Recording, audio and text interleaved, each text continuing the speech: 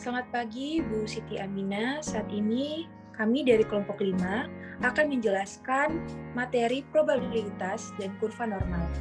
Kelompok kami terdiri atas Theophilus Alexander, dan saya sendiri Laura Francia Tumonggi, dan teman saya Ezra Anam. Selanjutnya kita akan menjelaskan tentang pengertian probabilitas. Jadi, menurut bahasa, arti probabilitas adalah kemungkinan, sedangkan menurut istilah probabilitas adalah ukuran kemungkinan terjadinya suatu peristiwa. Manfaat atau fungsi probabilitas sendiri adalah untuk membantu pengambilan keputusan yang tepat dan mentidakpastikan sebuah informasi atau kejadian. Contohnya, pembelian harga saham berdasarkan analisis harga saham secara teknikal dan fundamental. Selanjutnya, pengertian kurva.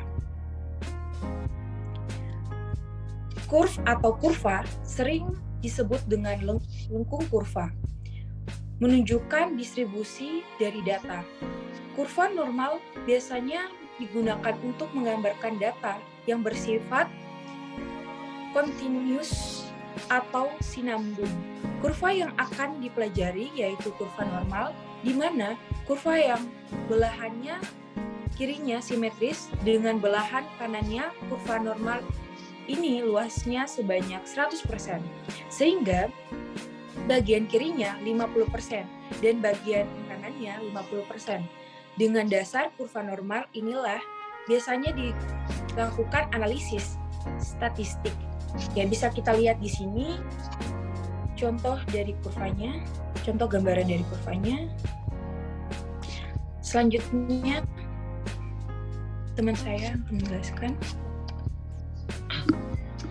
Di sini kelompok kami lebih menjelaskan tentang probabilitasnya, metode teoritis dan metode frekuensi. Untuk metode teoritisnya adalah jika suatu kejadian dapat terjadi dalam cara yang berbeda dari total n cara yang mungkin, maka probabilitas kejadian tersebut adalah H per n. Contohnya, probabilitas munculnya kepala ketika sebuah koin dilemparkan sekali. Koin mempunyai dua kemungkinan sama besar, yaitu kepala dan ekor. Dengan asumsi koin ideal, koin tidak menggelinding atau berdiri tegak, maka probabilitas dari munculnya kepala adalah satu cara. Dari dua cara tersebut adalah satu per. Selanjutnya, untuk contoh soalnya sendiri, suatu kotak berisi 2 kelereng merah dan 3 kelereng putih. Kalau secara acak diambil satu kelereng, probabilitas diperolehnya kelereng putih adalah 3 dari 3 kelereng putih per 2 tambah 3 itu kelereng merah, 3 itu kelereng putih, sama dengan 3 per 5 atau 0,6. Selanjutnya bisa dilanjutkan teman saya. Selanjutnya adalah metode frekuensi.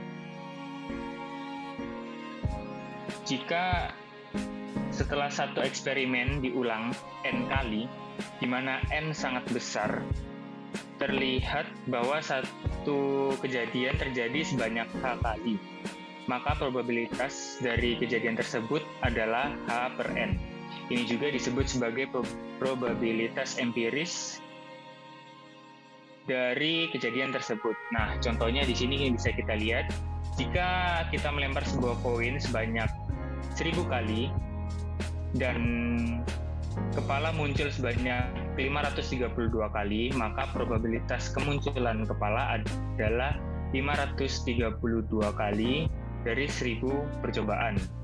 Jadi hasilnya adalah 0,532. Dan sini ada contoh soal, yaitu Wawan melempar dadu sebanyak 200 kali. Hasilnya adalah muncul muka dadu sebagai berikut. Muka dadu yang bertitik 1 sebanyak 25 kali, yang bertitik 3 sebanyak 17 kali, dan bertitik 6 sebanyak 56 kali. Jadi di sini disuruh menentukan frekuensi relatif terjadi kejadian munculnya mata dadu bertitik 1, 3, dan 6. Nah, di sini caranya yang pertama, kita tahu bahwa N-nya adalah 200. Nah, jika yang muncul bertitik 1 sebanyak 25 kali, jadi kita tinggal masukkan untuk frekuensinya adalah H per N, yaitu 25 per 200, yaitu 0,125. Jadi frekuensi relatif munculnya muka dadu bertitik 1 adalah 0,125. Yang kedua adalah munculnya yang bertitik 3 sebanyak 17 kali, dimasukkan ke dalam cara 17 per 200 dan hasilnya didapat 0,085. Dan yang terakhir, yang bertitik 6 sebanyak 65 kali, maka jika dimasukkan ke dalam rumus adalah 65 per 200 dan mendapatkan hasil 0,325.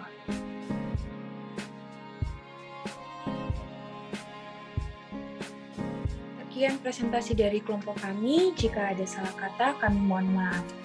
Terima kasih.